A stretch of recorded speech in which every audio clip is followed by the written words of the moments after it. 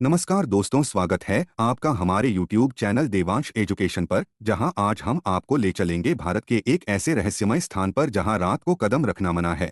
एक ऐसा किला जो अपने कई रहस्यों और डरावनी कहानियों के लिए जाना जाता है। यह है राजस्थान का भानगढ़ किला।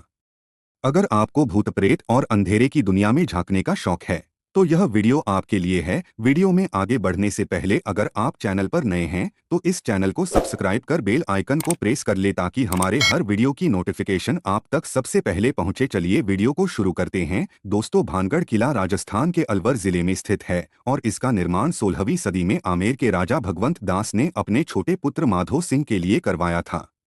कहते हैं ये जगह पहले एक संपन्न नगर था जहां जीवन हंसता खेलता था, लेकिन फिर एक दिन कुछ ऐसा हुआ जिसने इस किले को वीरान कर दिया।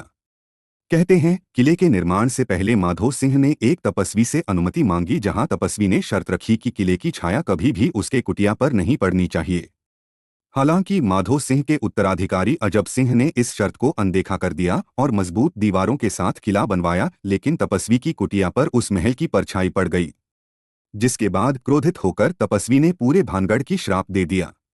इसके बाद यहाँ बहुत बड़ा युद्ध हुआ और सभी लोग मारे गए, जिसके बाद यह जगह शापित हो गई। तभी से यहाँ मरे हुए लोगों की आत्माएं भटकती हैं। दूसरी कहानी ये कहती है कि भानगढ़ की सुंदर राजकुमारी रत्नावती अपनी खूबसूरती के लिए दूर दूर तक मशहूर थी।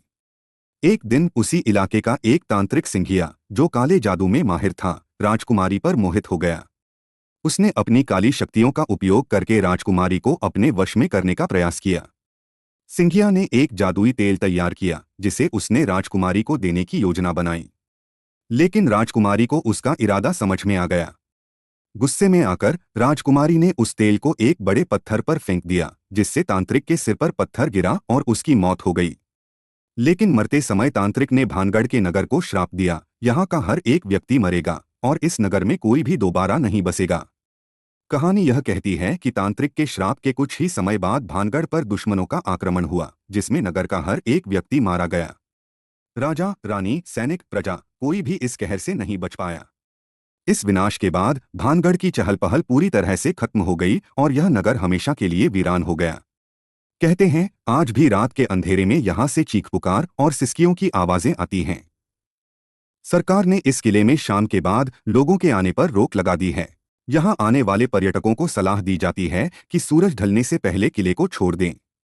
स्थानीय लोगों का मानना है कि रात में यहाँ भूत प्रेत का वास होता है और जो भी रात में यहाँ रुकता है उसकी सुबह देखने की कोई गारंटी नहीं होती।